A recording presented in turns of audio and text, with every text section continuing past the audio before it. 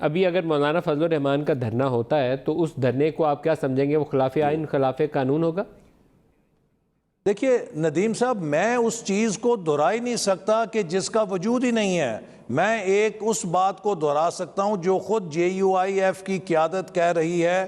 وہ کہہ رہی ہے کہ آپ دھرنے کا لفظ ہمارے احتجاج کو نہ دیں، ہم آزادی مارچ کر رہے ہیں۔ لہٰذا جے یو آئی کی قیادت جب یہ کہہ رہی ہے کہ ہم آزادی مارچ کر رہے ہیں تو میں اس کو کیسے دھرنا قرار دے دوں؟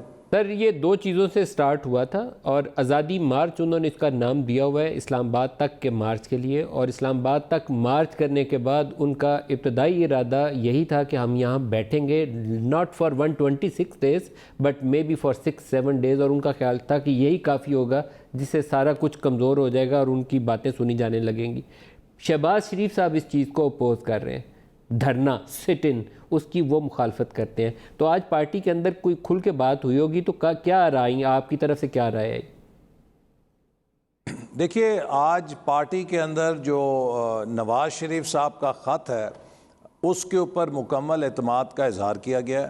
ہم نے نواز شریف صاحب کے خط میں جو تجاویز دی گئی ہیں مولانا فضل الرحمان صاحب کو، وہ ان تک پہنچا دی ہیں۔